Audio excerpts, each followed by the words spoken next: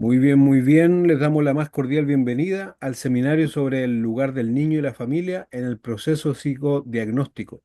Agradecemos su presencia y les invitamos a seguirnos en Instagram y Facebook para estar al tanto de los próximos seminarios.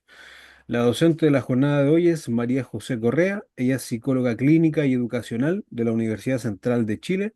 Cuenta con el postítulo y magíster en psicoterapia individual de pareja y familia con enfoque constructivista y es docente y supervisora clínica en el área psicodiagnóstico infarto juvenil.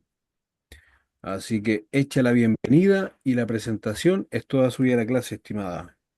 Muchas gracias, Rodrigo, por la presentación, por la bienvenida. Voy a proyectar entonces para comenzar. ¿Cómo están? Bienvenidos a todos y a todas. Qué rico que estén hartos conectados. Bueno, tal como decía Rodrigo, ideal que las preguntas sean, yo igual dejo abierta la posibilidad de preguntas. Si hay preguntas muy breves entre medio, me pueden ir interrumpiendo, porque el chat generalmente no lo voy. Ay, me proyecté la última diapo, perdón, al revés. Idealmente no voy viendo el chat, como les comentaba. Entonces me van hablando si hay alguna consulta que no se entienda en el camino, cosas breves.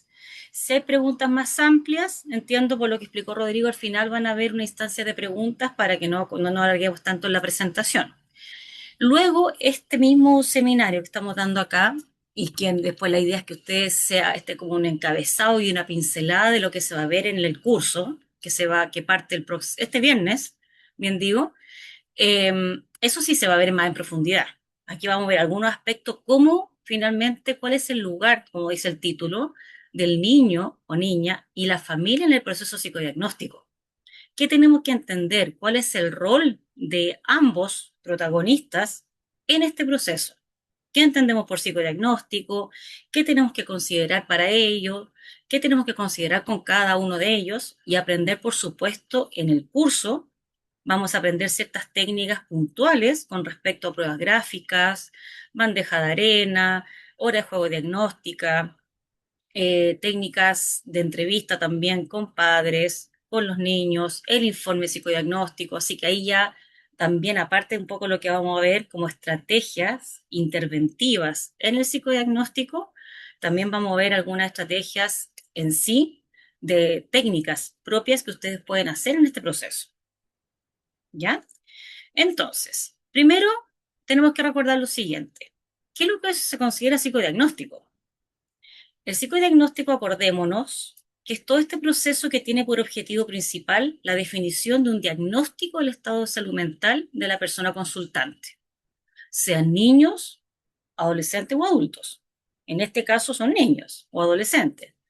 Y finalmente, cuando yo analizo y veo el diagnóstico del estado de salud mental, ¿para qué lo hago? Para poder orientar finalmente un tratamiento. Voy a poner acá el cursor, el puntero, para poder orientar un tratamiento adecuado considerando las nociones de normalidad y anormalidad. Generalmente uno hace un psicodiagnóstico para ver qué tan, entre comillas, qué tratamiento se requiere, considerando qué tan normal o anormal estaría este niño, considerando todo lo nosológico que plantea el DSM-5, ¿ya? O el CIE-11. En este diagnóstico se van a evaluar distintas áreas de funcionamiento del psicológico del paciente. Uno va a considerar y va a indagar aspectos del área afectiva, del área cognitiva, del área relacional y el área adaptativa del sujeto. Y uno va a intentar definir características de personalidad y o los conflictos que están a la base del motivo de consulta de la persona que trae consigo. Acordémonos que ya vamos a entrar en profundidad con eso, pero un niño o una familia trae un motivo de consulta. Entonces tenemos que ver, claro, qué hay a la base de ese motivo de consulta, qué características de personalidad hay a la base de ese motivo de consulta. ¿Qué conflictos hay a la base de ese motivo de consulta? ¿Cuáles son las características afectivas, cognitivas, relacionales y adaptativas que tiene ese niño en este caso, tratándose de los infantos juveniles? Ya para poder hacer después y proponer un tratamiento adecuado. Ese tratamiento puede consistir en psicoterapia, puede consistir en algún tipo de derivación con un fármaco, que consuma algún fármaco, que vaya a algún neurólogo, que vaya a algún psiquiatra, que tenga más horas de distensión el niño, más horas, no sé, tome horas más de deporte, que la familia vaya a psicoterapia, etcétera. Pero necesitamos para este proceso psicodiagnóstico, tratándose chicos de niños, niñas y adolescentes, lo necesitamos a él o a ella y a su familia, a diferencia de los adultos, que cuando uno trabaja con adultos, uno normalmente puede trabajar solo con ese paciente. Acá yo necesito a la familia y tienen un rol específico en el psicodiagnóstico. ¿Vamos bien hasta ahí? Entonces, dentro de los objetivos que tenemos en este psicodiagnóstico, ¿qué tenemos que hacer con la familia y con el niño? Tenemos que establecer un buen vínculo o rapport con el niño y la familia. Ya acá, que lo vamos a ir viendo en profundidad, el rapport con el niño, si no lo logro adecuadamente, el niño se va a cerrar conmigo. Si no establezco un buen vínculo con el niño y con los padres, no doy confianza, no establezco una vinculación afectiva, se van a cerrar, no me van a contestar las preguntas. Pasa lo mismo para terapia, ¿eh? Ojo, psicoterapia o psicodiagnóstico. Este punto uno es fundamental, siempre considerando la familia. También en ambos tenemos que captar ese motivo de consulta, porque acá no se trata solamente de escuchar lo que la familia o el papá o la mamá traen y decir, me dicen, ¿sabes que quiero que vea a mi hijo porque está muy tímido en el colegio, por ejemplo? Y me lo mandan para que usted le haga un psicodiagnóstico. Perfecto, estoy captando el motivo de consulta de ellos. Pero ¿qué pasa con el motivo de consulta del niño? Él sentirá que es lo mismo, que viene por lo mismo, sentirá que puede diferir el motivo de consulta del niño y la familia. Muchas veces son distintos, muchas veces se parecen y como que conversan estos motivos de consulta. Y ahí lo que uno tiene que hacer es co-construir un gran motivo de consulta que es el que yo voy a investigar y dar respuesta en este psicodiagnóstico. ¿Me siguen? Pero no puedo estar tratando dos motivos de consulta distintos y paralelos. También tengo que recopilar antecedentes biográficos y la anamnesis. Es uno principalmente, hay un apartado en la entrevista con los padres que uno tiene. Hola Sebastián, qué rico verte. Idea que pueda poner sus camaritas también. Uno tiene que ir recopilando estos antecedentes biográficos con los padres principalmente, anamnesis con los padres, porque los niños no van a saber enfermedades de nacimiento, qué medicamentos toman, a qué edad caminaron, si tuvieron algún problema en el parto, en la gestación. Ya, eso uno lo habla con los padres principalmente. Pero también hay otros antecedentes biográficos que el niño va a saber, qué es lo que vive él en el colegio, por ejemplo, ¿no es cierto? ¿Qué es lo que él, no sé, cómo se siente su primera relación sexual? ¿Qué pasa en el colegio con la con la afectiva con los amigos?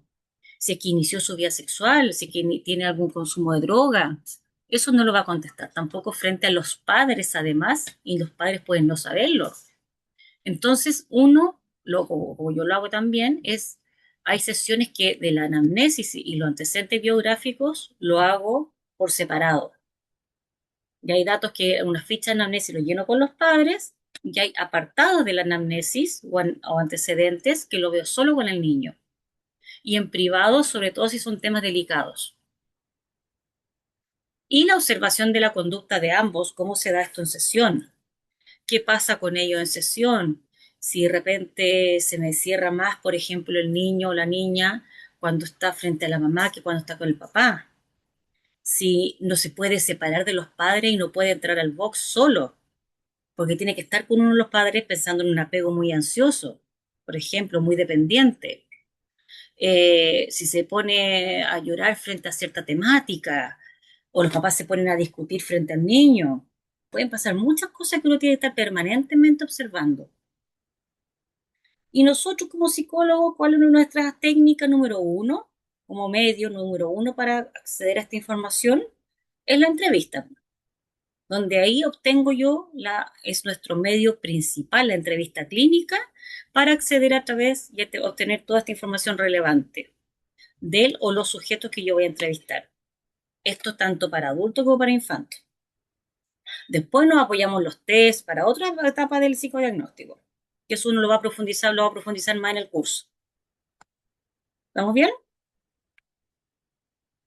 Ya. Es importante que antes de comenzar un psicodiagnóstico, sobre todo en la parte para que ustedes lo tomen en consideración, siempre tenemos que confirmar a través de los padres, y yo se lo digo el día uno con los papás, porque los papás son los que toman el contacto con nosotros.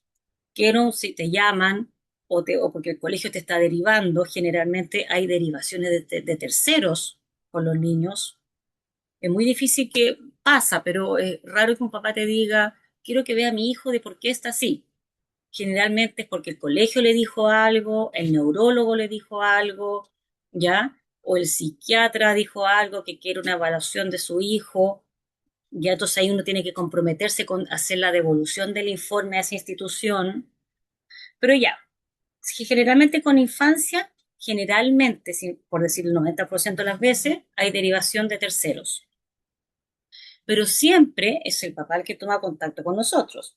El niño no va a llevar al psicólogo.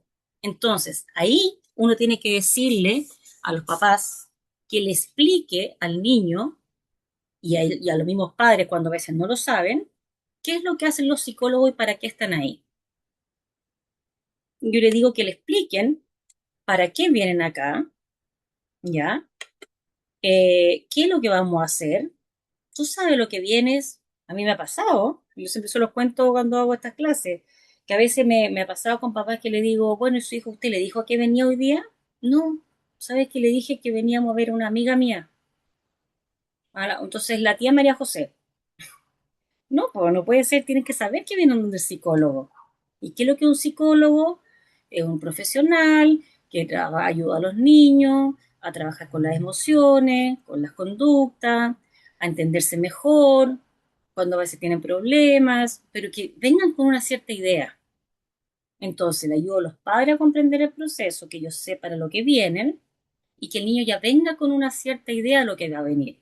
Porque si no vienen llenos de ansiedad, que vamos a dibujar, que vamos a hacer algunas pruebas, vamos a jugar, pero siempre en el plano más lúdico, ¿ya? Y siempre, para que sepan, es necesario por lo menos una o dos entrevistas clínicas con los padres, siempre, en esta etapa que yo les decía, la parte de anamnesis o antecedentes biográficos, juntos o separados, porque a veces tenemos padres que están separados y hay una parte que tengo que ver con el papá y otra parte con la mamá. Si vienen juntos, ya, lo hago juntos. A veces viene uno solo y la crianza viven juntos los padres, pero basta que uno venga y me diga más o menos, me relate la situación y está bien y maneja los antecedentes. Pero eso se maneja dependiendo de cada familia, la constitución de cada familia. Y me tengo que comprometer sí o sí, chiquillos, que le voy a hacer la devolución del informe psicodiagnóstico a los padres y al niño. Eso es siempre, juntos o separados. La misma consideración. Si ustedes quieren, lo hago juntos con el niño, dependiendo de la edad que tenga. Puedo juntar a los tres al frente mío y le hago su devolución. O dependiendo de la edad, hago una devolución con el niño para tener su propio idioma, más breve. Y después me junto con los padres a hacerle su devolución más técnica, con otro idioma, un vocabulario más complejo, donde hablamos de las derivaciones, cosas que de repente el niño no va a entender mucho. Pero hay que considerar siempre estos procesos que uno tiene que saber qué es lo que va a implicar. ¿Vamos bien? Veo algunas caritas de Gladys y de Claudia ahí para que me vayan viendo. Súper. Ya. ¿Y qué fines estratégicos tiene el psicodiagnóstico que es súper importante? Yo siempre lo paso en todos los cursos que hago esto porque nos ayuda con esta meta y con este objetivo a mirar el psicodiagnóstico. Nuestro objetivo en el psicodiagnóstico es, uno de ellos es desrotular o desindexar al niño o niña por el cual se consulta. ¿Qué significa que la finalidad última sea desindexar o desrotular? Es sacarle el rótulo, sacarle que el niño trae un problema, sacarlo como paciente índice. Eso es desindexar. Entonces, la idea es que el niño se vaya desproblematizado, con que me lo manden como el niñito que trae, que viene con TDA, o el niñito que es el problema en el colegio. Mire, después de la devolución que yo le hago con la fortaleza, dándole una mirada mucho más integral y más positiva de su hijo, con la hipótesis de por qué le pasa lo que le pasa al niño, se vayan con una mirada de que, ah, ya, ahora entiendo por qué pasa esto. No es que mi hijo está enfermo, está mal, es que le está pasando esto, es que está pasando por un ciclo, una etapa del ciclo vital que le pasan tales cosas, que a lo mejor estamos nosotros peleando en la casa delante de él y entonces le está haciendo un síntoma, por ejemplo. ¿Me entiende? Entonces que se vayan ellos como desrotulados y el niño también no quede como siempre tachado como la oveja negra. ¿Sí? Esa es la idea. Que la idea no es que se vaya rotulado, ojo, por mucho que uno ponga un diagnóstico, el diagnóstico le sirve al médico para ver qué medicamento le voy a dar. Pero igualmente cuando uno hace la devolución, ojo con eso, el rol que la familia tiene que tener ahí es que ellos logren comprender una mirada más allá del diagnóstico. Y ahí es mi pega hacer una que lo vamos a ver en el curso, hacer una buena devolución para que se vayan con una mirada de que ya, esto no pasa porque sí o su hijo no está, comillas, fallado. Su hijo pasa por una serie de interacciones ambientales que está así. Y esto tiene solución si ustedes hacen tal o cual cosa, por ejemplo. ¿Ya? También sirve en un psicodiagnóstico como para que el niño, darle tiempo para que el niño se abra un espacio psicoterapéutico. Es decir, que después, que muchas veces el psicodiagnóstico es el preámbulo de una terapia posterior, entonces como ya empieza a interactuar con un psicólogo, ya el niño se abre, le gusta, lo pasa bien muchas veces porque uno juega mucho con ellos, hace cosas entretenidas. Entonces, después ya que se va acercando, se le hace más posible, más viable la posibilidad de una psicoterapia. Y le va a gustar un poquito más la posibilidad de seguir conversando. Validar ante los padres y otra figura de autoridad la necesidad de un determinado tratamiento. Aquí es muy importante que cuando uno habla con los padres después de un psicodiagnóstico, que uno le muestre a estos papás que hay un tratamiento y mostrarle y validarlo con la voz del profesional que somos, porque no lo están escuchando de la vecina, lo están escuchando de un profesional que evaluó a su hijo. Mire, ¿sabe qué? Usted necesita el apoyo farmacológico, por ejemplo. Su hijo necesita el apoyo de una terapeuta ocupacional o de una psicoterapia especialista en este tema. Entonces, es una forma de validar para los padres que muchas veces se cierran ante las posibilidades de psicoterapia, que necesitan su psicoterapia específica. Porque mire, aquí salió en el informe, estos fueron los resultados. Necesita apoyo su hijo. Y finalmente, con esto traemos al espacio de atención psicológica a algunos de los padres, que es finalmente devolverle la responsabilidad a ellos, a los roles paterno-materno. Es como, no es como, acá te paso mi hijo, resuélvemelo tú.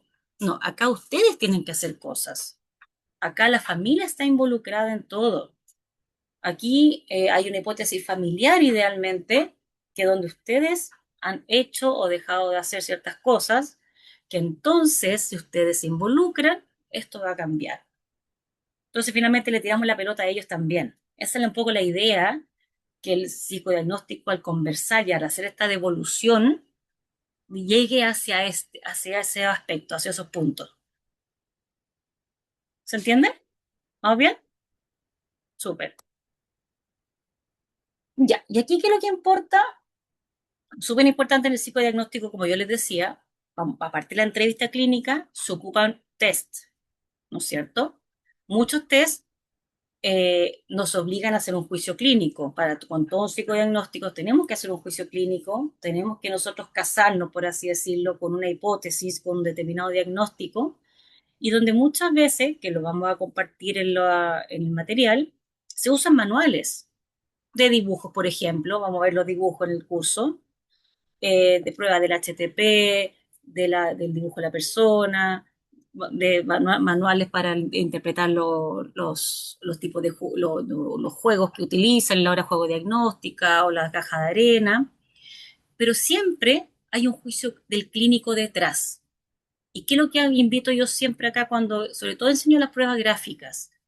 Que a pesar de que ustedes van a encontrar manuales con símbolos, por ejemplo, ¿qué significa la casa con ventanas chicas? ¿Qué significa una puerta chica? Una nube aplastada, estoy inventando acá mirando este dibujo. ¿Qué significa la cabeza grande? Eso les va a salir a ustedes en los manuales, en muchos manuales. Pero la forma de integrar eso y darle una interpretación adecuada y juiciosa y prudente y minuciosa depende del psicólogo. ¿Me siguen? Porque uno no simplemente, que eso lo van a aprender después en el curso, no es simplemente llegar y transcribir lo que, cabeza chica significa que el niño está con baja autoestima. Ventana chica significa introversión. Y uno empieza prácticamente a transcribir el manual en el informe. No es llegar y transcribir. Uno tiene que contextualizar el caso, ya el motivo de consulta venía por esto, pero este niño, mira, a pesar que tiene muchas cosas de introversión, en la conducta se muestra como extrovertido, y el motivo de consulta me dice esto otro, entonces, a ver, los papás me dicen esta otra cosa, y en otro test de recurrencia, no hay muchas recurrencias, entonces no me voy a quedar con esta interpretación del libro. Entonces, ese juicio clínico uno lo va haciendo finalmente de manera prudente. Ya por eso pongo esto, que el juicio clínico no es llegar y transcribir lo que los manuales nos dicen, que en el psicodiagnóstico se presta mucho para eso, en adultos y en infantos.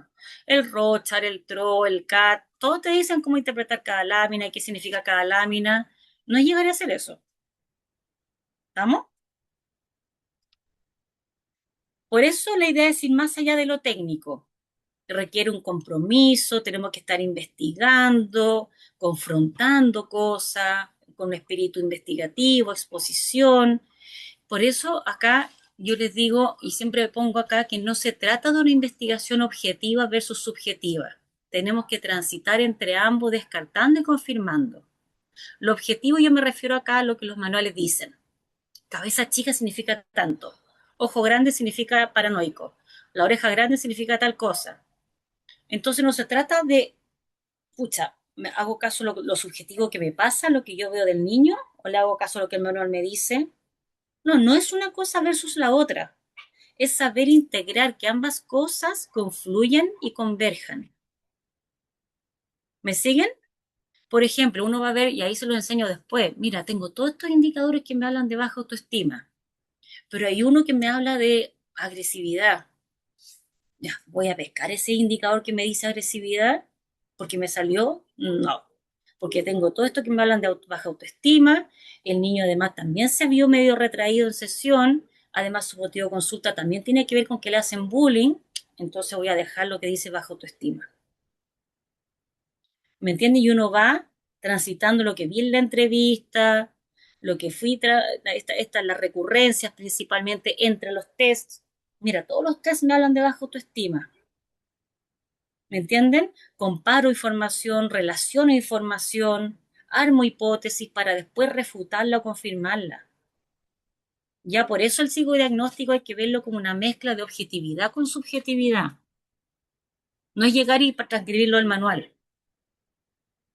Ya por eso pues si no para eso yo siempre le digo a los alumnos, para eso le mandaría el dibujo a la casa a la persona, el manual, interprétese usted solo. Dibújese y búsquese ahí.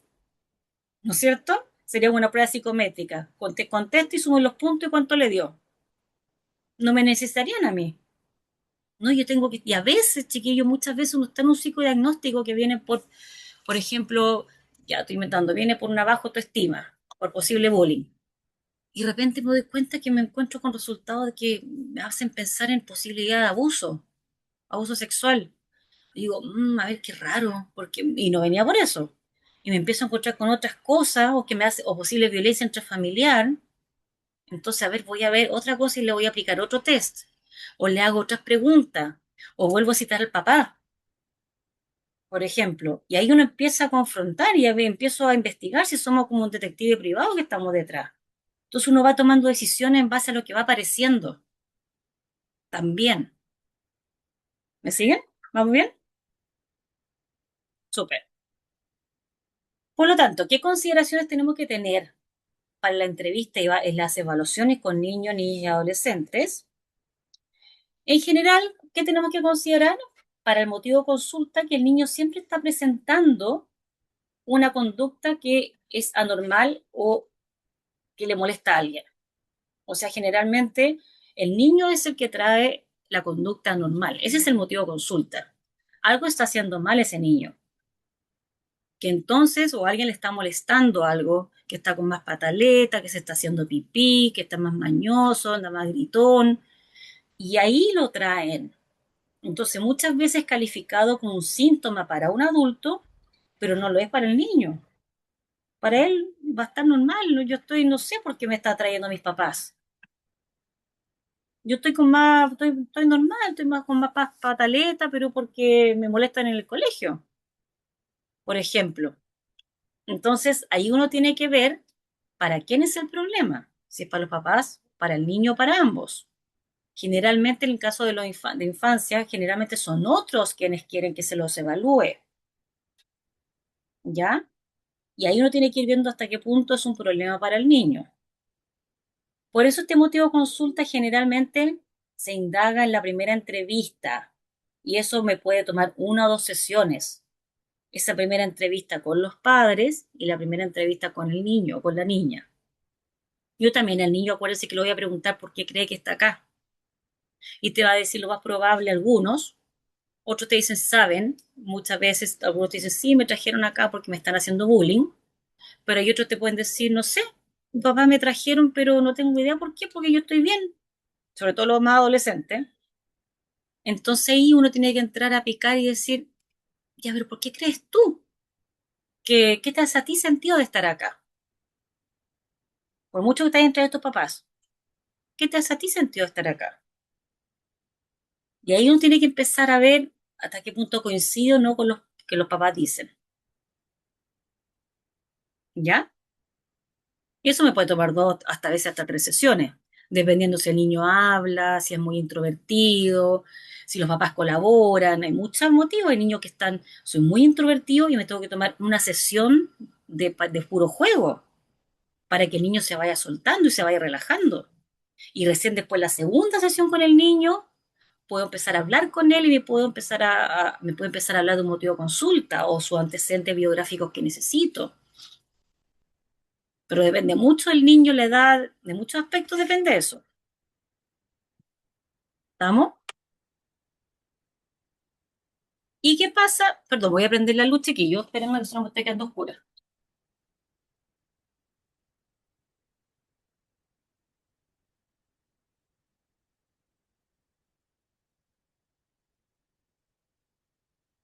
Y ahí sí.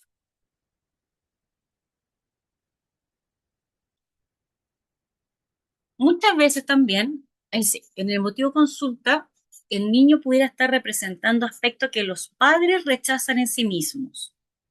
¿Ya? O sea, en ellos, y ahí me salto el último punto, que pueden haber fantasía o expectativas o heridas de los padres en relación al motivo de consulta. Han escuchado que de repente los papás dicen, pucha, que este niñito yo no era así cuando chico. Él debiera estar portándose así o así a esta edad, ¿no es cierto? Yo rechazo ese aspecto, yo no tolero que él sea homosexual, por ejemplo. Yo no tolero que a esta edad se porte así porque llora o tenga malas notas y sea de cuatros. Yo era de puro seis. Entonces, hay exigencias muchas veces que a veces los papás los traen porque ellos, el niño no estaría cumpliendo la expectativa de los padres. Entonces, miren el rol de la familia ahí como puede ser y puede ser perjudicial en este proceso y uno tiene que ser precavido para, para ver hasta qué punto son los padres o es algo que realmente es el niño, una conducta como sintomática. O sea, ¿qué considero síntoma? ¿Me entienden? Porque un síntoma se considera como una conducta que genera, que se define como que genera sufrimiento al niño, a la persona que lo porta o a su entorno. Pero no puede ser solamente a su entorno y a la persona está lejos de sentirse problemada. Entonces ahí hay que ir viendo eso. Tenemos que ir, ¿me entiende? Que todo el rato uno tiene que estar tomando el juicio clínico. También puede ser que los padres puedan tomar algo natural del desarrollo como un síntoma. De repente, chuta, se asustaron con que el niño estaba, el chico de 13 años, está muy encerrado en su pieza. No sé, como que no comparte ya con nosotros, se encierra en su pieza, ya no sale a cenar con nosotros, está todo el día con el teléfono, no quiere compartir con la familia. Entonces uno de repente te lo traen por ese motivo y tú terminas diciéndole, mire, sabe que todo lo que está pasando en su hijo, él está muy bien, normal lo que está sucediendo, es solo parte del ciclo de la adolescencia. Pueden ayudarlo a ustedes de esta manera, de esto, para que no se agudice, pero no le está pasando nada más que no sea adolescencia, por ejemplo. Y tenemos que tener precaución con la alianza con los padres o con el niño y solo escucharlo a ellos. Muchas veces acá se presta mucho que uno se tiende a aliar. Entonces tiende a escuchar solo a los padres y ve al niño como el problemático. O al revés, tiende a ver al niño como pobrecito, como víctima de estos papás malos que hacen tal cosa, o papás violentos y qué sé yo, termino generando alianzas y dejo de escuchar a la otra parte. Entonces tenemos que ser capaces de escuchar al niño como un ser independiente, qué le pasa, cómo se siente en sus afectos, en su forma de pensar, de sentir, y después también escuchar las historias de cada padre por separado, papá y mamá. No porque el papá dice que yo lo traigo por tal motivo, la mamá tiene que pensar igual. La mamá puede pensar distinto al papá. Incluso tengo que ser capaz de, ok, ¿cómo piensa cada miembro de la familia? ¿Cómo siente cada miembro de la familia? ¿Cómo se explica a cada miembro de la familia lo que le pasa al niño? ¿Sí? Bueno, y consideraciones de la entrevista y de este proceso en general. Siempre, ustedes saben la confidencialidad que se usa mucho en terapia y psicodiagnóstico.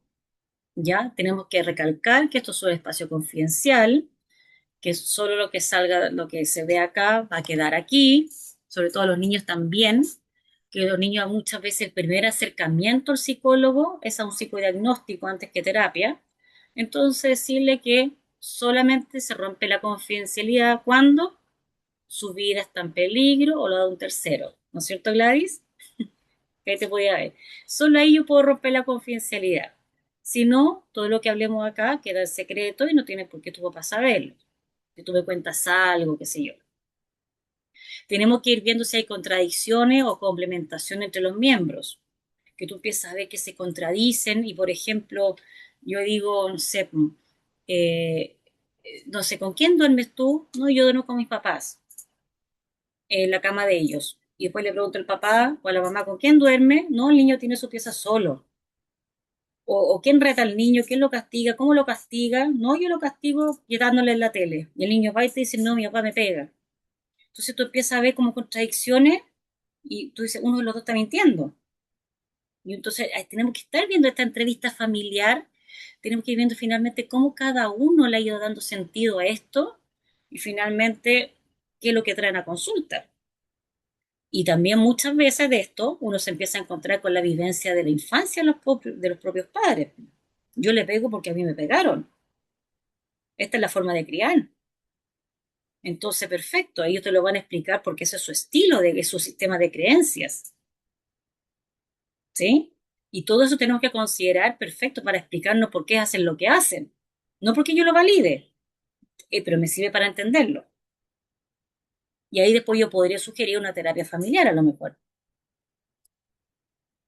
¿Sí? Ya. Y en la entrevista, chiquillos, ¿qué tenemos que recordar en general? Hemos hablado varias cositas en general de la familia y del niño y cuál es el rol de cada uno de ellos. Tenemos que recordar que el niño, cuando entrevistamos a un niño, él no es autosuficiente ni física ni emocionalmente. ¿Ya? O sea, el niño, si no lo traen a sesión, él no puede venir por sí mismo. Si lo traen, que yo a veces te lo traen a sesión y viene muerto de hambre. Y lo único que quiere irse rápido porque quiere comer. Yo le digo a la mamá, escucha, mamá, tráigalo una hora, cerciórese que si viene para acá no venga con hambre. Porque están, lo único que quieren irse. Que no vengan muertos de sueño. Que llegue a la hora. Hay mamás que realmente me dicen, no, sabes que no tengo tiempo de llevarlo, entonces, pucha, pierde continuidad el proceso porque la mamá no lo puede traer. Entonces, Tengo que responsabilizarlos a ellos del proceso. Ellos son responsables del proceso. Aunque yo atienda a su hijo, estoy viendo a la familia igual, ¿ya? Y su hijo no es autónomo. Se puede requerir más de una sesión para entrevistar al menor según el rapport y vínculo, lo que le había dicho antes.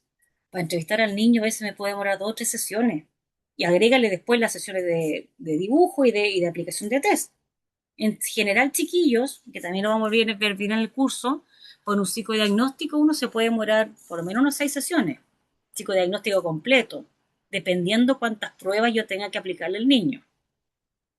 ¿Ya? Imagínense, una sesión de entrevista, por lo menos, papá o los padres. Otra sesión por el niño después para jugar, porque el niño a lo mejor es muy calladito, necesito hacer rapport, vínculo. Otra sesión después para conocerlo, hacer entrevista. Otra sesión para aplicar la prueba uno, el test uno. Otra sesión para aplicar el test 2, ¿ya? Después hacer el informe que tengo que hacer yo en la casa, por ejemplo, y después hacer el feedback en la devolución. Entonces, de ahí se le pueden ir alargando las sesiones, ¿ya?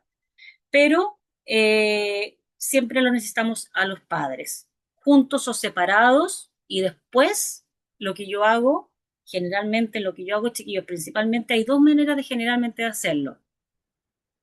Hay psicólogos que hacen la primera sesión, que les toca con niños, llaman, voy a pensar en papá, mamá, ¿ya? Y el niño, y los meten a los tres a sesión, al box. Y ahí indagan motivo de consulta. Hay psicólogos que lo hacen así y preguntan y cosas, y ya empiezan a indagar, a hacer entrevistas, veo las dinámicas al tiro, cómo se llevan, si la mamá, si el niñito se siente arriba de la mamá, si se siente arriba el papá, si justo cuando tocan un tema el niño empieza a tomar todo, empieza a toquetear las cosas, por ejemplo. ¿Estamos? Ya. Pero lo que yo hago es, primero hablo con los padres por separado, indago lo que tengo que indagar y después, en base a esa información, veo al niño. ¿Ya? ¿Por qué? Yo lo hago por separado porque no sé con quién me voy a encontrar. A veces me pasa que me empiezan a hablar de abuso, de secretos familiares, de separaciones, de infidelidad delante del niño, papás que tienen poco tino, que hay que decirlo, y empieza a hablar de cosas y yo le tengo que decir, espérese, espérese, déjeme sacar al niño, sigamos conversando. Y después yo uno a veces para indagar dinámica.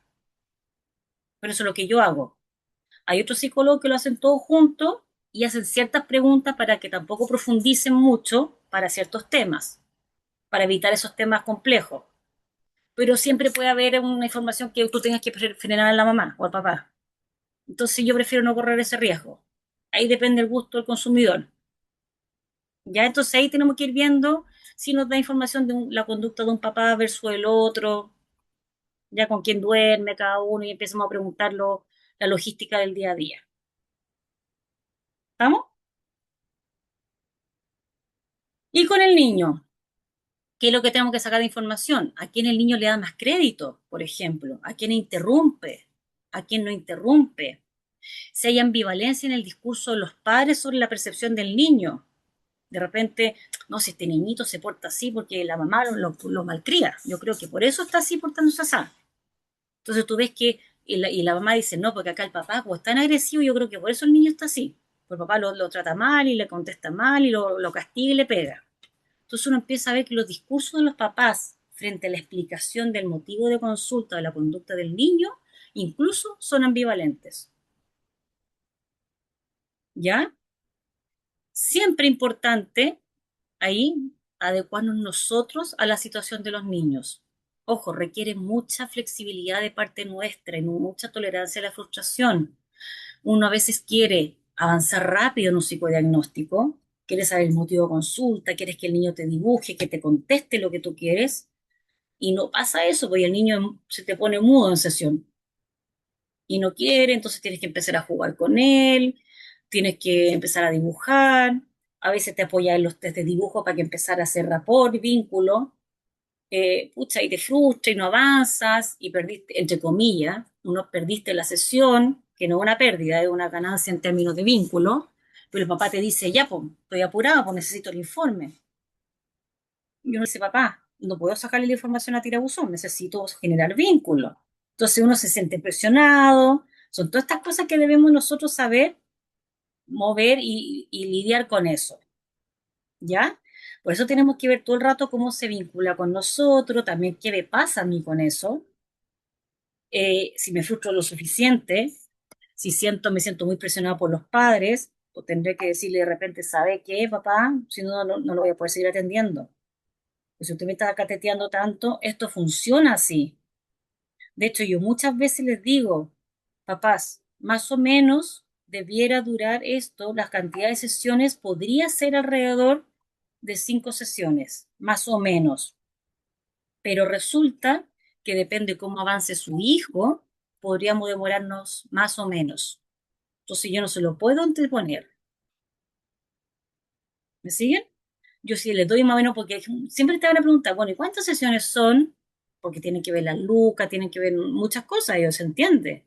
Se los van a preguntar. ¿Cuánto dura una terapia? ¿Cuánto dura un psicodiagnóstico? Miren, esto consiste más o menos, ¿ya? Pero igual depende de su hijo. No, puede que se cierre, a veces niños me dibujan en 2 patadas un dibujo y a veces se toman toda una sesión dibujando. ¿Ya? Entonces, la fase social del niño tenemos que conocerlo, pero siempre es importante que a través del dibujo, del juego, tenemos la mayor cantidad de información, muchas veces más que solo a través de las preguntas y respuestas. Y recordar siempre, chiquillos, que el niño llega siempre con mucha ansiedad a sesión, porque ellos saben que no entienden por qué están ahí. De alguna manera entienden que están ahí porque de alguna manera no han cumplido la expectativa de los padres. Algo ha hecho que no cumplió la expectativa de los padres. Tienen una imagen de sí mismo devaluada. Entonces ya saben que me trajeron por algo. Algo no, algo pasó que no he hecho bien. Entonces hay que tratar de entender que también tienen cargados de ansiedad y que no han cumplido esa expectativa. Ya te entendámoslo de esa forma, con esa llegada. Ahora, ¿qué hacer a nivel con los niños cuando los tenemos al frente de nosotros? ¿Qué será mejor? ¿Preguntas directivas o no directivas? ¿Preguntas más sencillas, más abiertas? A ver, en general, acá se lo voy a resumir un poquito. Por regla general, los niños, los niños más pequeños, estoy hablando menos de 7 años, suelen responder mejor a las preguntas sencillas, directas y estructuradas. ¿Ya? Lo más concreto, ¿cómo te va en el colegio? ¿En qué ramo te va mejor? ¿Tienes amigos? ¿Cuántos amigos tienes? Por ejemplo, bien directa, sencilla, ¿no es cierto? ¿Con quién duermes? ¿Ya? Porque generalmente las entrevistas no directivas promueven el rapport, sí. Oye, ¿qué te gusta hacer? ¿A qué te gusta jugar? Eso no es directivo.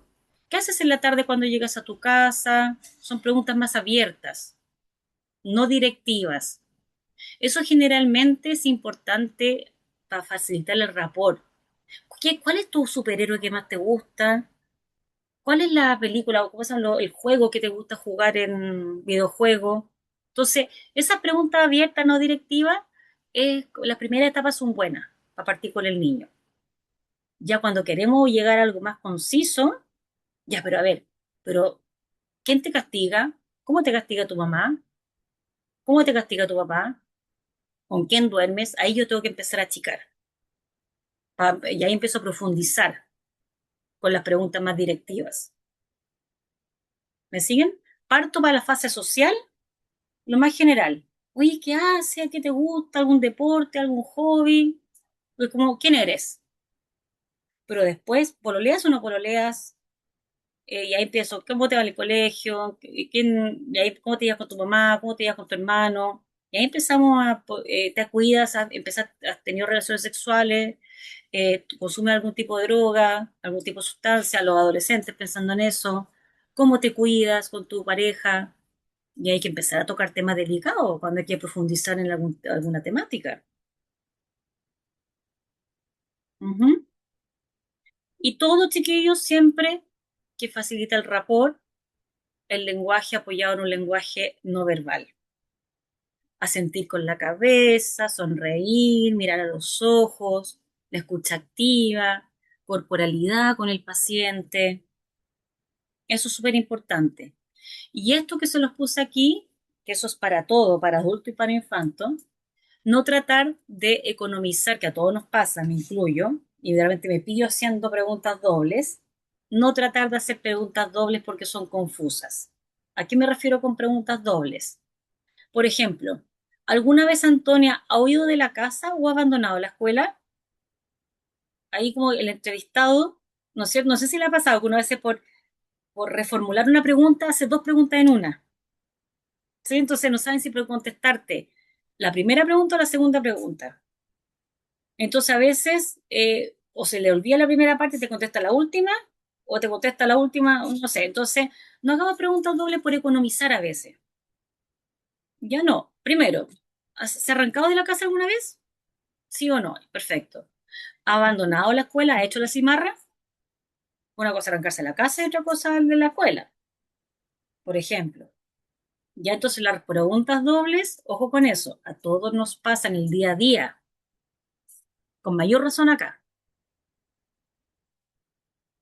Y aquí, chiquillos, como para ir cerrando, yo les puse un listadito de algunas cosas que igual voy a volver a tocar después en el curso. ¿Qué aspectos tengo que considerar cuando, según las edades? Cosas que no puedo pasar por alto según las edades de los niños que voy a atender. Si estoy trabajando con niños acá, me dicen lactante y preescolares, o sea, estamos hablando de niños, bueno, de 0 años, por supuesto, que hay uno trabaja con los padres, pero hasta los preescolares, o sea, hasta los 5 años. Pienso que un niño de 2 años puede estar amamantando también, ¿ya? Preescolar hasta los 5 años se considera acá. ¿Qué tengo que considerar acá? ¿A quiénes considero? Sí o sí necesito los padres. Aquí gran parte del proceso se lleva a cabo con los padres. En sesión, las sesiones las hago con los padres y el niño, ¿ya? Observar la interacción padres e hijos sí es importante. Necesito ver ahí con quién se lleva mejor el papá, si todo el rato se encarama arriba la mamá, si empieza muchas veces a sacarle la pechuga ahí, ¿no es cierto?, en sesión que está amamantando y no la deja hablar, si la interrumpe. Entonces, esa interacción es súper importante en esta etapa. Ya, y de hecho hay psicólogos que trabajan con primera infancia, que sería esta, y hay otros psicólogos que trabajan de segunda infancia en adelante o de adolescencia en adelante. Ya, acá es mucho más importante el juego. Y aquí vamos a ir viendo después cuando veamos el juego. Niños mayores a 1 año ya pueden ser observados en juego libre o compartido. Hay ciertas estrategias que uno empieza a mirar y hacer con los papás en sesión. Que hay que tener ahí obviamente la bandeja de arena, el juego libre, hay ciertos juegos que incluso pueden jugar, hacer emboque o hacer estos cubos para montar con los padres. A ver, ¿a quién le tira el cubo al niño cuando no le resulta? Ya, pues acá tenemos que recordar que tienen más capacidad de juego simbólico. Son capaces de jugar así como con el monito, con la familia, con el títere. Son capaces de ponerle un simbolismo o simbolizar alguna escena, por ejemplo. Estamos hablando de niños hasta 5 años. Ya debieran ser capaces de simbolizar. ¿Estamos? Entonces, en estas edades eso sí es lo importante. Con niños escolares, desde los 6 hasta los 12, es 11, pongámosle, ya 12 pensando en adolescencia en adelante. Súper importante construir el rapport con ellos, el vínculo. Me lo tengo que ganar sí o sí. Ya, porque si no, no va a hablar conmigo. Mencionar sí o sí la confidencialidad. Se lo tengo que mencionar al niño la confidencialidad. ¿Ok? Tengo muy importante que también ver el espacio físico donde se realiza la sesión y se lleva a cabo, porque hay harto espacio que jugar, tienen que tener más movimiento, la actividad que sea lúdica, que se puedan mover. Entonces también, dependiendo de la edad, por supuesto, un niño de 13, de 10, 11 años se va a poder quedar sentado, pero un niñito de 6, 7 años se va a querer mover más por el espacio. Y aquí es muy importante preguntarle por las áreas de desarrollo que donde quedaron dudas y por los temas delicados. Aquí hay cosas donde yo, las cosas que no averigüé con los padres, sí o sí se las tengo que preguntar a ellos. Pucha, llega acá alguna vez, oye, ¿quién te baña? ¿Con quién duermes? Que de repente cuando te queda en la casa tu abuelo, ¿quién te viste? Temas delicados de repente de su propio cuidado del cuerpo, ¿ya? Todas esas cosas uno tiene que, ya aquí uno se puede empezar a preocupar y preguntar. Y con los adolescentes, aquí tenemos que hablar, por supuesto, súper importante, voy a partir por aquí, la confidencialidad y el manejo que tiene que ser con ellos. Aquí me los tengo que ganar directamente a través de un lenguaje directo y explícito y donde sí o sí tengo que la confidencialidad manejarla muy bien y ser súper explícito que aquí no se va a romper, exceptuando que esté en contra de su vida, se acuerdan atentando contra su vida, usted o un tercero esté en riesgo. Lo que se hable aquí va a quedar entre nosotros. Ya esto es un espacio para ti. ¿Ya? Entonces, ese lenguaje, esta entrevista bien directa, el pam pam vino vino, hay cosas que voy a tener que hablar contigo, voy a tener que ser directo contigo en algunos temas, voy a tener que saber manejar, que tengo por aquí, donde lo tengo puesto por aquí, temáticas delicadas, sobre todo de temática de sexualidad, de consumo de sustancias, de drogas que empiezan a aparecer. Él tiene que ser y sentirse considerado desde su punto de vista, en su versión. Ojo acá, no sentirnos nosotros que somos el experto de la vida del adolescente y conocedor. Ay, sí, yo sé que acá todos los adolescentes son así, po. Así que yo sé cómo se trata al adolescente. No, aquí, chiquillos, ustedes piensan que aquí es donde más oposición vamos a resistir, vamos a sentir.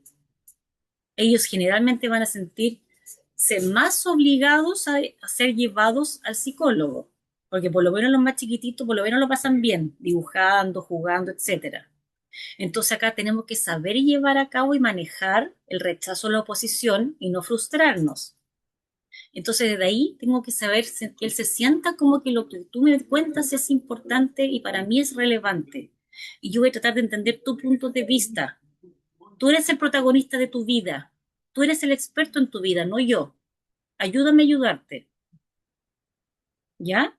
Pero evitar ser el experto de su vida y ser capaz de posponer la entrevista en lo que no pudo ser tratado para posteriormente quizá tocarlo de nuevo. De repente se van a encontrar ustedes que el chico o la chica no quieren hablar de cierto tema. Entonces yo tengo que ser capaz de decir, ya, ok, pero más adelante lo vamos a tener que hablar. Hay temáticas, acuérdate que van a ser temas delicados, que te van a después sentirte avergonzado un poquito al tocar ciertos temas, pero, pucha, es parte de lo que vamos a tener que hablar, pero quizás más adelante, quizás te sientas más preparado. Entonces, puedo ponerlo, pero que a mí no se me olvide que lo dejamos pendiente. ¿Ya? Sobre todo acá la ideación suicida es súper importante, la sexualidad, el consumo de droga. Bueno, y aquí en general con los padres, que se lo he dicho todo, en general la entrevista con los padres, pregunta en entrevistas, usar preguntas estructuradas o semiestructuradas, sobre todo para temáticas de antecedentes y anamnesis, motivo de consulta, cuál es el problema, con quién es el problema, si el niño sufre, no sufre, con qué frecuencia ocurre el problema, toda la historia de desarrollo del niño, la anamnesia, el embarazo, el parto, todo eso con los padres funciona muy bien, preguntas estructuradas o semiestructuradas. ¿Ya? Sí es importante, acá, les puse acá como algo distinto a lo que les había dicho, con el niño, con los padres, perdón, se debe indicar a los padres que se va a hablar con ellos y con el niño juntos o por separados. Entonces, en lo posible, yo les digo, no traigan a otros niños a la cita, si es que eso es posible. Me ha pasado muchas veces que traen al niño que está consultando, pero tienen una guaguita, por ejemplo. Entonces vienen con la guagua, con el coche, lo tienen que meter a sesión en el box, están distraídas la mamá, tienen que estar con el coche meciéndola o tienen que darle pecho, otro chiquitito de 2 años que no tiene que ver con el caso, pero no tienen con quién dejarlo. Entonces, traten de que, por favor, para que ustedes estén concentrados, son cosas que pasan, o que alguien le ayude, o que alguien se pueda quedar en la sala de espera con él, pero para que ustedes estén concentrados. Ustedes se lo merecen. Y nuestro rol es no aliarnos ni con uno ni con otro. Por mucho que yo vea reflejada mi propia historia en este hombre desgraciado, este padre violento, alcohólico, que yo creo que es todo culpa de él, porque es un machista, qué sé yo, tengo que tratar de entender a ese hombre, ese padre machista, alcohólico, no sé qué. Porque uno se empieza a liar y le empieza a encontrar la razón a la mamá nomás, por ejemplo. Y eso pasa en terapia familiar en cualquier aspecto.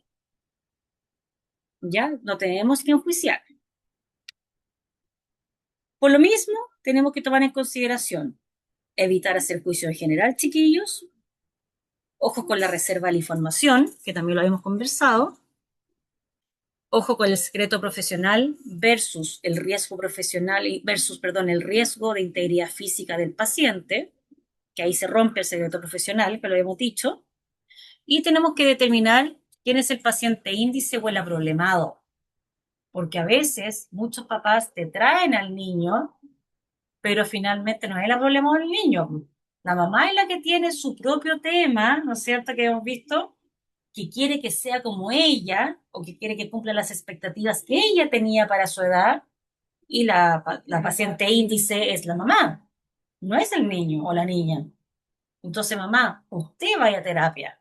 Hay que hacérselo ver, obviamente, con una buena habilidad blanda, ¿no es cierto? O que evalúe a su hija como usted quiera, hago la devolución y en esa devolución, que se hace con ciertos criterios, ahí le invito a ella a formar parte de un proceso psicoterapéutico porque su hija no tiene ningún problema.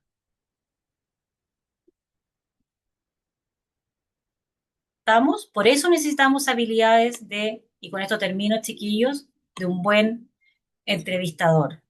Saber escuchar, cuándo y cómo preguntar, dejar hablar sin interrumpir y no interrogar. A veces uno se, sobre todo al principio, uno se pone nervioso y a veces no sabe manejar los silencios y tiendo a llenar las pausas o no dejo y tiendo a pregunta tras pregunta y como una metralleta de interrogatorio no dejo hablar al otro y lo interrumpo todo el rato. Entonces, eso a veces atosiga al otro. A veces los silencios son necesarios. ¿Ya? No tenemos que llenar las pausas. Si quiere llorar la persona, no asustarme que esté llorando. Le paso un pañuelito y le pregunto qué le pasa, qué pensó que se puso, que te vio afectada o afectado. ¿Qué pensabas ahora que estaba sensible? O qué pensaste o te molestó la pregunta? Cuéntame, ¿qué pasó por tu cabeza? Tomo la pregunta, tomo el llanto. La escucha activa siempre, contacto ocular, afirmar con la cabeza, parafrasear al entrevistado. Acuérdense que la escucha activa no es que estoy con el teléfono y estoy escuchando. Escucha activa es, sí, pongo atención, te parafraseo, entiendo, asentir con la cabeza.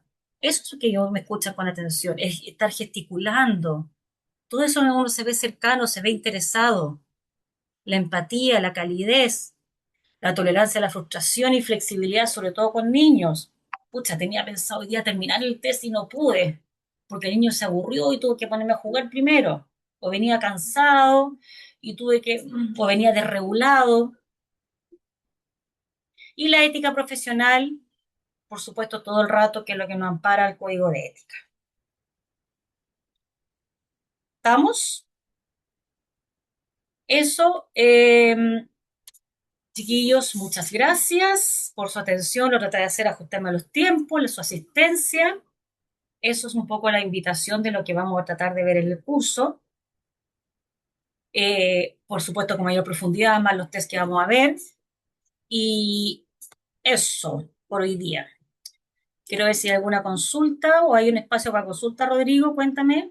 Claro que sí. Muchas gracias, estimada. Bueno, Ahí están llegando los aplausos virtuales. Muy traté bien. de aprovecharme rapidito ahí para que no alargarme más. Y claro, como usted misma decía, vamos a comenzar al momento de las preguntas. Veo la mano levantada de Camila, así que te voy a dar la palabra, Camila. Si tienen alguna duda, consulta, levantan la mano, les damos la palabra. Hola, ¿me escuchan? Sí, Sí, onda. perfecto. Súper. Bueno, primero, gracias por el seminario, estuvo bastante interesante. Una de las consultas que me surgieron es que, bueno, yo trabajo en espacios residenciales de niños y antes he estado en otros programas ambulatorios también del área de mejor niñez y me hacía ruido el tema de que hablábamos de padres, ¿cierto?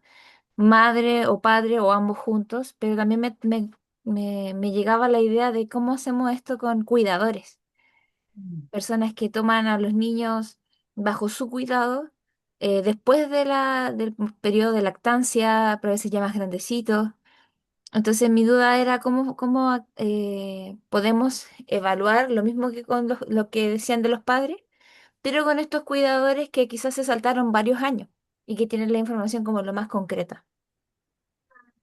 Bueno, en esos casos, ¿qué sucede? Uno tendría que hacer estas mismas etapas. Uno después vamos a ver que hay etapas en el psicodiagnóstico donde uno tiene que recabar antecedentes de, ¿no es cierto?, de anamnesis, biográfico, etcétera, y lo tendrías que recabar con los cuidadores. En ese caso, eh, ¿por qué está siendo derivado a un psicodiagnóstico? ¿Para qué le están solicitando un psicodiagnóstico? Y en ese caso, esa información se la solicitaría a los cuidadores puntualmente. Y después ese feedback también a los cuidadores que estén más en contacto con el niño, porque la idea es que haya un feedback, en este caso, para la institución en el cual está perteneciendo el niño y para los cuidadores más cercanos para poder favorecer el desarrollo de ese niño o niña que está consultando. Pero se podría hacer con los cuidadores.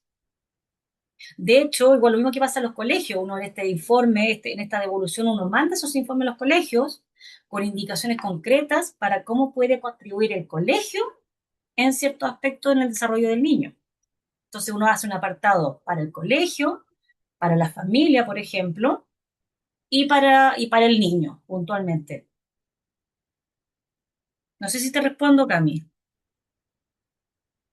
pero lo podrías hacer con ellos directamente.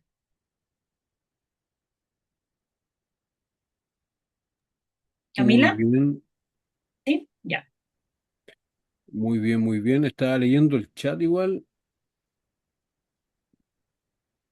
A ver, están agradeciendo, ¿cierto? Por la ponencia. Excelente, profe, gracias, dice. Ujú. Estoy mirando un poquito el chat también. Hay Gladys, desconozco si tocó esta pregunta durante la charla, ¿cierto? Pero Gladys pregunta, cuando acompañan solo uno de los padres al niño y hay uno de ellos que se resiste en involucrarse en el proceso. Ah, De ah, nuevo, ¿cómo? Gladys pregunta, eh, ¿cómo hacerlo? Pienso porque la pregunta empieza cuando acompaña solo uno de los padres al niño y hay uno de ellos que se resiste a involucrarse en el proceso. ¿Cómo hacerlo tal vez? ¿O qué herramientas ocupar? Pregunta Gladys en el chat. Ahí, a ver, hay que ver un poco el motivo de consulta porque viene el niño, ¿ya? Porque muchas veces, si necesitamos los dos papás, puede ser, a ver, ¿por qué se está resistiendo uno? Porque a veces pasa que ellos no se toleran, entonces se está resistiendo porque no tolero a la mamá, entonces tengo que hacerlos por separado y citarlos por separados, ¿ya? Eso es una cosa. O, por ejemplo, o me resisto porque yo no creo en el psicólogo. Y así no puedo, no hay caso y no puede venir.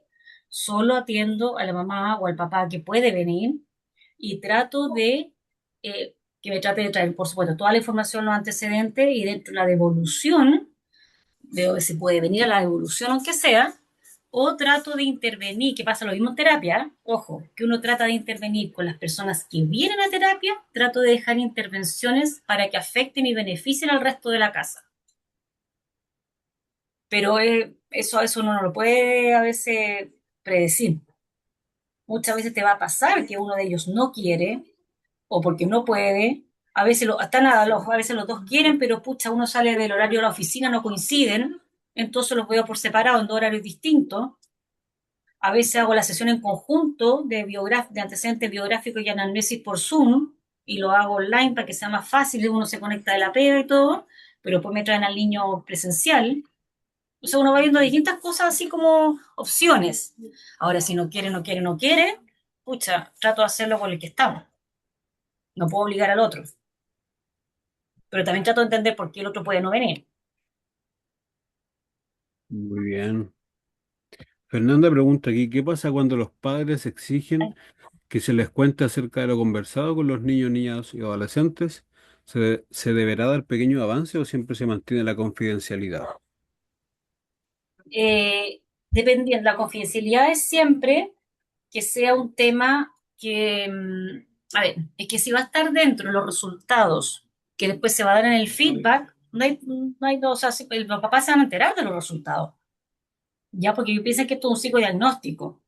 Y yo, o en una terapia, yo igual voy a tocar temas con los papás que yo pueda tocar. Por ejemplo, si el niño viene por que estoy inventando, le están haciendo bullying, ya sea en terapia o psicodiagnóstico, aplicándole test, etcétera, y dentro de eso salió el tema de que él probó el cigarro por primera vez, no tengo por qué, no tengo por qué, y no se lo diga a mi mamá, por favor, qué sé yo, no se lo tengo por qué decir y no tengo por qué ponerlo en el informe, ¿me entiendes?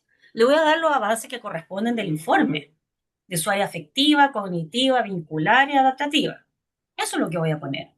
Si me contó que Dios se dio un primer beso con una niña, con un niño y que no va al caso, que yo te lo voy a respetar. Pero si eso va ligado a algo que tengo que contar porque es tema de sexualidad, drogas, por ejemplo, y donde esté en riesgo y yo veo que no hay un autocuidado del niño o hay una conducta de riesgo, que yo veo que el niño, por ejemplo, me dice, ¿sabes qué? Me estoy acostando con mi pololo o mi polola. Ya, ¿y cómo te estás cuidando? Yo tengo que ver los factores de riesgo y de protección. Seis factores de riesgo y de protección, y yo veo que más o menos el niño o la niña se está cuidando, ¿ya? Y yo veo que está tomando un rol maduro, qué sé yo, pues entre comillas, vendiendo, le podría guardar el secreto. Pero lo que yo trataría igualmente de hacer primero, dependiendo del caso, ojo, todo esto depende del caso, igual pensando en terapias, yo trataría de que la niña o el niño le mostraría lo beneficioso que sería abrir el tema con la mamá, por ejemplo, o con el papá, para que a lo mejor le llevaran al ginecólogo y tomar pastillas, por ejemplo, ¿ya? O si está el consumo de droga, yo veo que es un consumo problemático de droga, tengo que contarlo. Porque cada vez que sale con los amigos, mira, estoy drogado y me hago la cimarra y me drogo y no estoy entrando, estoy entrando a clase drogado, con los ojos rojos y no estoy poniendo atención y la otra casi me atropellaron porque no sé, tengo que contarlo, porque está en riesgo su integridad. Entonces ahí yo soy, eso sí, se lo pongo, pero lo pongo como un tema para ayudar. También le doy la solución un poquito de que yo voy a estar aquí contigo para ayudarte a canalizar este tema con tus padres. Si quieres lo hablamos los tres juntos, si quieres tú tocas el tema y pues yo te ayudo, si quieres yo les toco el tema, ¿cómo lo hacemos?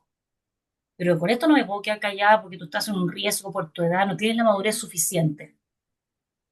Así lo he tocado yo y así tocaría el tema yo y lo planteo, pero le doy la solución también, que no lo voy a dejar solo y voy a tirar la bomba en la casa y me voy a ir. Hay que considerar varias cosas. ¿Estamos? ¿Algo más, Rodrigo? Genial.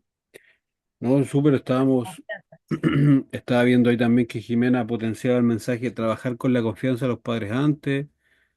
Entiendo, muchas gracias. Ahí, Exactamente. sí, ahí también Gladys pregunta y se respondió en la misma docente respondió en el desglose de la respuesta. Muy bien, Ujú. pues vamos a dejar el momento del video hasta acá. Sin antes, si le parece, profesora, cerrar con unas palabras finales, una invitación. Sí, Dejo el bueno, yo micrófono abierto. gracias a todos los que pudieron conectarse. Yo los dejo directamente y cordialmente invitados e invitadas al curso, como les decía, que empieza este viernes, ¿no es cierto, Rodrigo? 27, creo que el viernes. Claro, sí. Sí, viernes 27 a las 6 de la tarde. Son 12 horas el curso, son 3 días. que estaríamos juntitos, donde vamos a ver este tema, como les decía, más en profundidad. Vamos a ver también algunos test, pruebas gráficas, pruebas también, como les decía, de expresión, como el dibujo, temas de la bandeja de arena, hora de juego diagnóstico, y después también cómo esto uno lo plasma en un informe, las áreas del informe y la devolución también. Ya, entonces los dejo cordialmente invitados. Es un curso muy bueno, muy práctico. Acá yo les dice pincelada, vamos a tocar algunos de estos temas también, pero más en profundidad. Y ojalá que puedan también participar de ese curso, que es lo más importante después para que sigan profundizando y potenciando los conocimientos que ya traen muchas veces. Ya, chiquillos, ojalá que suerte a que se gane la beca y lo dejo cordialmente invitado entonces al curso de este viernes. Muchas Gracias, gracias. Tami, gracias a lo que le gustó también. Eso. Ya, Ujú. chiquillos, suerte entonces. Yo me despido de ustedes y sigue Rodrigo con el sorteo. Un tremendo gusto. Que esté muy bien. Igualmente. Chao, chao, suerte.